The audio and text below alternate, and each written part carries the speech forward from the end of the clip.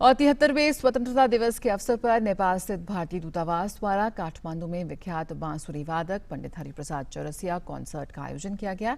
15 अगस्त की शाम आयोजित इस कार्यक्रम में सैकड़ों संगीत प्रेमियों के साथ साथ नेपाल के उप प्रधानमंत्री उपेंद्र यादव और विदेश मंत्री प्रदीप कुमार गेवाली भी शामिल हुए। हमारे काठमांडू संवाददाता राजकुमार ने पंडित हरिप्रसाद चौरसिया से की खास बातचीत। हमारे साथ मौजूद है एक बहुत ही खास मेहमान, प्रख्यात बांसुरी वादक और पद्म विभूषण पंडित हरिप्रसाद चौरसिया जी। प्रसार भारती में आपका स्वागत है। आप पशुपतिनाथ की नगरी में हैं। काठमांडू और नेपाल आपको कैसा लगा? बहुत सुंदर, बहुत ही अति सुंदर। और मुझे क्या होता है, ऐसे जगहों से इसलिए प्यार ज़्यादा हो जाता है कि मैं जैसे ही पहली बार आया, देखा लोगों के हाथ में बांसुरी और बजा रहे हैं और मुझे रिसीव किया। करीब 30-40 लोग थे, तो मुझे लगा यही मेरी नगरी है। तो बहुत अच्छा लगता है जब भी आता हूँ। नेपाल में बांसुरी बहुत लोकप्रिय है और आपके कार्यक्रम में नेपाल के उप प्रधानमंत्री और विदेश मंत्री भी आए। यहाँ तक कि लोगों के पास खड़े होने की भी जगह नहीं थी। ऐसे बांसुरी प्रेमियों के बीच कार्यक्रम करके आपको कैसा लगा? मुझे बहुत अच्छा लग रहा था। मुझे लग रहा था कि जैसे मैं अपने घर में बजा रहा हूँ।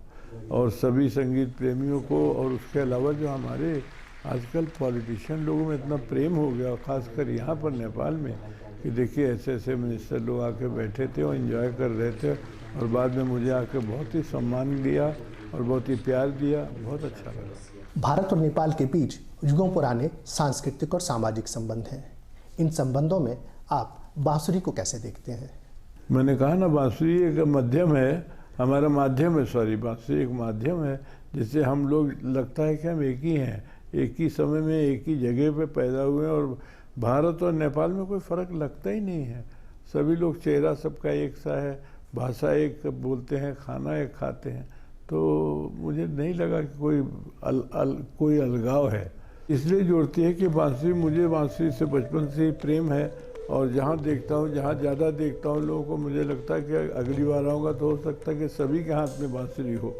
तो अच्छा लगता है, और लगता है कि ये लोग बांसुरी को सुन के और उसी में मस्त रहते हैं। बांसुरी के साथ अपने 6 दशक से अधिक के सफ़र को आप कैसे देखते हैं? मुझे लगता है अभी मेरा सफ़र अभी शुरू हुआ है और अभी बहुत चलेगा, और परेशानियाँ भी होती हैं, लेकिन जब बांसुरी सुनता हूँ या बजाता हूँ तो बहुत आनंद आता है। और मुझे लगता है ये सफ़र सबसे अच्छा है। वो सफ़र जो कि आदमी दूसरी चीज़ों में फंसा रहे या परेशानी में, वो अच्छा नहीं है। बांसुरी में फंसा रहे तो अच्छा है। आपके पिता आपको पहलवान बनाना चाहते थे और कुछ समय तक आपने पहलवानी भी की।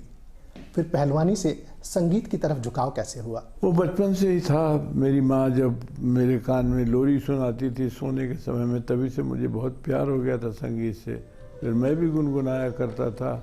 लेकिन मुझे ऐसा लगा कि संगीत एक ऐसी चीज़ है, जैसे ईश्वर होता है, ईश्वर के दर्शन होते हैं, वैसे स्वरों के दर्शन होते हैं। तो मैंने कहा तो बहुत अच्छा माध्यम है, मैं इसको ज़रूर अपनाऊंगा, जैसे भी हो, किसी भी हालत में हो। तो उसी दिन से मेरे दिल में ऐसी बात आ गई और मैं तब से स्वरों से जुड़ा हुआ हूँ। आपने ऑल इंडिया रेडियो से अपने करियर की शुरुआत की। आकाशवाणी और दूरदर्शन से जुड़ी अपनी कुछ खास यादें या अनुभव आप हमसे साझा करना चाहेंगे? बहुत सी यादें हैं, बहुत सी। मैं कहूँगा तो अभी पूरा दिन निकल जाएगा। आप सुनते सुनते, मेरा बचपन वहीं से शुरू हुआ। बचपन में मैं बच्चों के प्रोग्राम में Allahabad, all India radio, Akashvani Allahabad से परफॉर्म करता था। 3-4 साल के बाद में मुझे, जब हमारी एज हो गई 18 ईयर्स, तब मुझे जॉब मिल गया ऑल इंडिया रेडियो का। तो एक समझिए मेरी पैदाइश ही ऑल इंडिया रेडियो में हुई है और वही चल रहा है। और अभी तक मैं वहाँ जाता हूँ, बजाता हूँ। कितने साल हो गए सोचिए, 53 या 54 से लेके आज कितने साल हो गए। तो हमारा वो घर बन गया है पूरा। लेकिन आजकल थोड़ा सा रेडियो में संगीत की कमी हो रही है, या कुछ उसको निकाला जा रहा है, कुछ ऐसा चल रहा है जो कि आजकल कलाकारों को वहाँ नहीं बुलाते, उनके रिकॉर्ड बजाते हैं। तो ये मुझे मालूम नहीं क्या हो रहा है, क्यों हो रहा है ऐसा। लेकिन फिर भी हमारा घर रेडियो शुरू हुआ था, रेडियो से मेरा जीवन, और रेडियो से ही ख़त्म होगा। आपने बांसुरी को दुनिया भर में लोकप्रियता दिलाई। जी जी।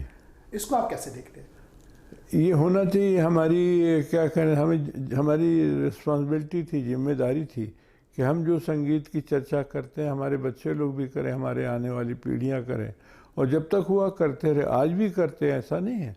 लेकिन आज थोड़ा समय बदल रहा है और थोड़ा लोगों का विचार बदल रहा है। इलेक्ट्रॉनिक चीज़ें ज़्यादा आ रही हैं मार्केट में, बच्चे उसको प्रेफर करते हैं। उस समय मोबाइल नहीं था, आज मोबाइल आ गया, उसमें बिजी रहते हैं।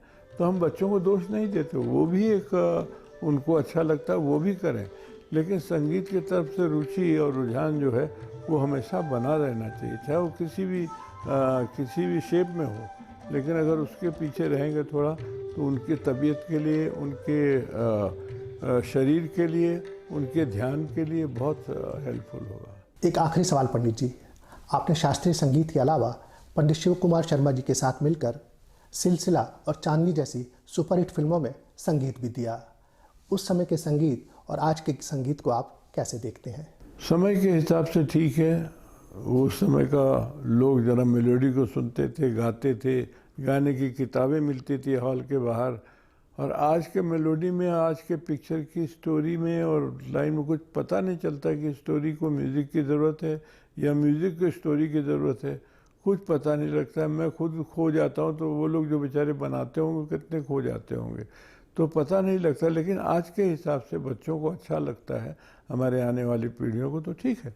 लेकिन जो हम लोग के समय में संगीत था, वो लोग गुनगुनाया करते थे, गाया करते थे, घर में पूरा परिवार गाता था और लोग शादियों में गाते थे।